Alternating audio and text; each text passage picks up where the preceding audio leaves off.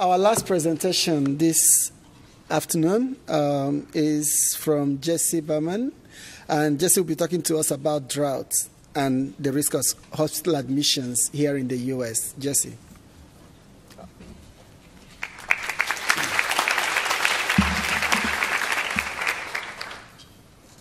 Well, thank you. So I'm very pleased to be here to speak about some of my exciting work that I did as a postdoctoral student, and this work was actually just recently published in the inaugural edition of the Lancet Planetary Health, so I'm really glad to be able to present it to this audience. So we looked at drought and the risk of hospital admissions here in the western U.S. among older adults.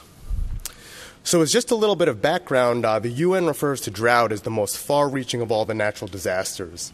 And just considering U.S. examples alone in 2011 and 2012, some of you may remember there was a drought that spanned almost two-thirds of this entire continental U.S. and affected about 150 million people across the U.S. And as we know, California just ended its 5-year extreme drought, which is now kind of a flooding scenario over there.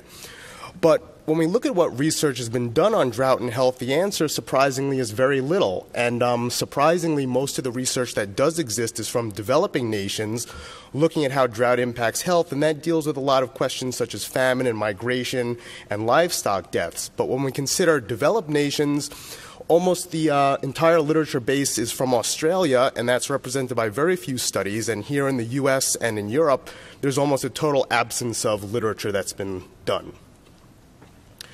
So as a project overview, there were really a couple different parts of this. So the first one was this question of modifying a drought measure into an assessment that's useful for a health-based analysis. We then looked at the association between drought and cardiovascular, respiratory-related disease, and total deaths among the older U.S. adults, which is the Medicare population. And we looked at it for 618 counties in 22 states west of the Mississippi River for a 14-year period. And this work really represents the largest epidemiological investigation of drought and health. So the biggest question that we had was how to characterize drought for a health-based purpose. So one of the things I discovered when digging into this problem is that there's over 150 indices that measure drought, and not a single one is for a health-based outcome. Also, there's 5 broad definitions of drought. There's like agricultural drought, meteorological drought, socioeconomic drought, and how these impact health has never really been investigated. We ended up looking at the U.S. Drought Monitor, which is kind of this broader drought measure that does a good job effectively capturing all of these simultaneously. And also the U.S. Drought Monitor was used because it's a very robust approach here in the U.S. that produces weekly maps that's been stretching back, I believe, since 2000 or 1999. We reclassified drought from the U.S. Drought Monitor data into 3 broad categories. So first, defining periods where there's non-drought, periods where there's a full drought existing, as well as periods when drought is getting worse, so when drought is increasing, and we categorize that in low and high severity. We modeled this using a 2-stage Bayesian hierarchical model where we compared essentially the risk of these health outcomes during a non-drought to either a full drought or these worsening drought events. So what did we find? The results over here along the y-axis is the percent change in risk of a health outcome during drought compared to non-drought period. So we actually see here that for mortality under a high-severity worsening drought, we actually see that deaths increase by 1.55%.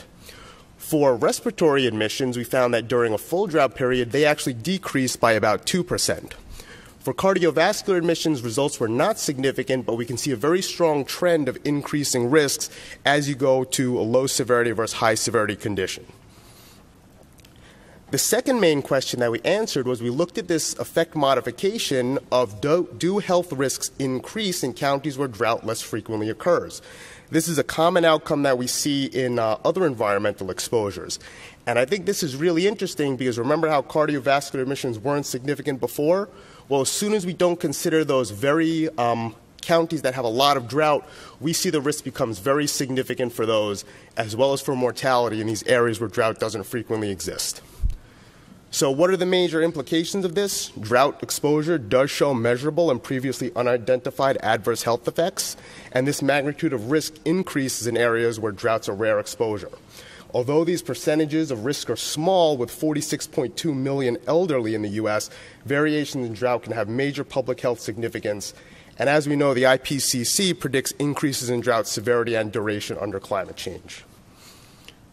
So I'd just like to have the citation here and thank my collaborators at Yale, my advisor Michelle Bell, as well as our funding sources.